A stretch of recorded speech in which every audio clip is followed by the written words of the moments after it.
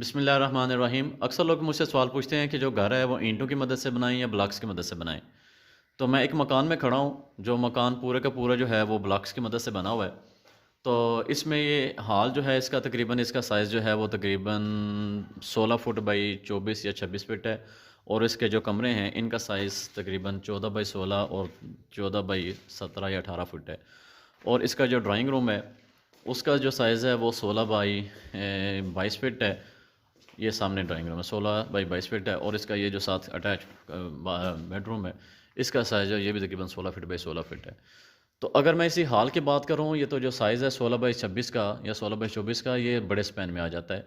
और इस पूरे हाल में कहीं भी डाउन बीम्स जो हैं वो नहीं है। सिंपल इनकी जो अमेरिकन डिज़ाइन स्टील है उसी के ऊपर डिज़ाइन होकर स्लैब डली हुई है।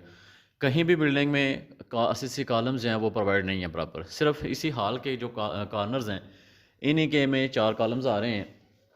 और वो कॉलम्स हैं वो भी किस तरह से हैं कि ये कोना है, इस कोने में 4 सरिये निकाल के 4 सूत्र के और फुट फुट के ऊपर रिंग डाल के, तो ब्लॉक की जो विड्थ है इसी के मुताबिक इसको फिल किया गया है। और इसकी जो फिलिंग है वो भी आपके सामने ये नज़र आ रही है।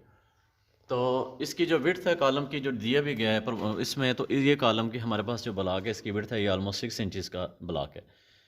तो ब्लॉक्स के से किया बिल्डिंग बनाई जाए या ईंटों की मदद से बनाई जाए, तो इसमें कंपैरिजन के तौर पे मैं पहला कमेंट ये करूँगा कि जो ब्लॉक्स है उसकी स्ट्रेंथ जो वेरी कर रही है वो 800 psi से लेके 1200 psi तक मैक्सिमम जो है ब्लॉक की स्ट्रेंथ है, कंप्रेसिव स्ट्रेंथ। उसके बरक्स जो फर्स्ट क्लास ईंट है उसकी मिनिमम जो स्ट्रेंथ है वो 2000 psi है। तो दूसरी चीज़ ये कि जो ब्लॉक है उसकी जो सरफेस होती है वो पोरस है। ये आपके सामने है। जितनी किसी भी चीज़ की या स्ट्रक्चर के जो मेंबर है या एलिमेंट है उसकी सरफेस जो है वो फिनिश्ड होगी, कम्पैक्ट होगी, तो उसकी कंप्रेसिव स्ट्रेंथ उतनी ज़्यादा होगी। और जितनी किसी चीज़ की जो सरफेस है वो पोरस होगी तो उसकी स्ट्रेंथ उतनी ही कम होगी। तो अगर कंपैरिजन किया जाए कंप्रेसिव स्ट्रेंथ वाइज, तो ईंट ने मिनिमम 2000 psi वेट उठाना है और ब्लॉक जो है वो 1000 psi तक नॉर्मली या 1200 psi तक उठा रहे हैं।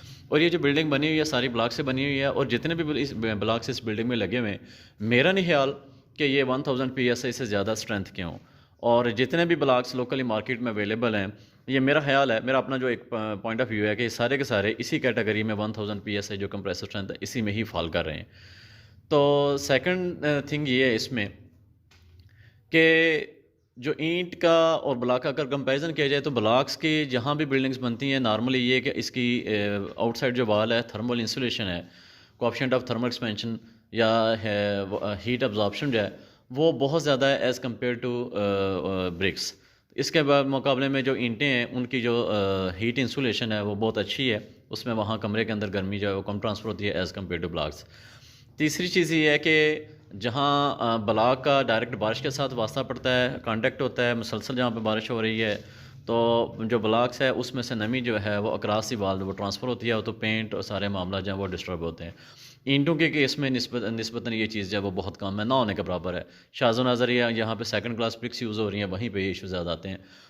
तो अब मैं टेक्निकली अगर बात करूँ तो ब्लॉक्स का यूज़ जो है वो इसी सूरत रिकमेंड हो सकता है कि अगर हमारी जो स्ट्रक्चर है वो फ्रेम स्ट्रक्चर डिज़ाइन हुई है जिसमें सारे का सारा लोड जो है वो कॉलम्स और बीम्स के थ्रू ट्रांसफ़र हो रहा है फुटिंग में, उस केस में आप ब्लॉक्स यूज़ करें। उसका भी तरीका ये है कि आप इसके ब्लॉक्स की फुटिंग से लेके राइट अप टू स्लैब आप वर्टिकली भी, जिस तरह इसकी लाइन जा रही है इसी तरह वर्टिकली भी हर 4 फुट के फासले के ऊपर जो स्टील है वो प्रोवाइड करें, और इस तरह हॉरिजॉन्टली भी हर 4 फुट के फासले के ऊपर मिनिमम जो है वो स्टील प्रोवाइड करें और उनको ड्रिल करें फिर छत के साथ, या जब स्लैब आप पोर कर रहे हो तो जहाँ जहाँ आपकी दीवार आ रही हो वहाँ वहाँ आप स्लैब से नीचे डावल्स हैं स्टील बाजें वो नीचे डाउन कर लें और उसी के साथ उसको टाई करें, ताकि ज़लज़ले की सूरत में पूरी की पूरी जो बिल्डिंग है वो मोनोलिथिकली यूनिफॉर्मली बिहेव कर सके, ताकि क्रैक्स जो हैं ये अपीयर ना हो।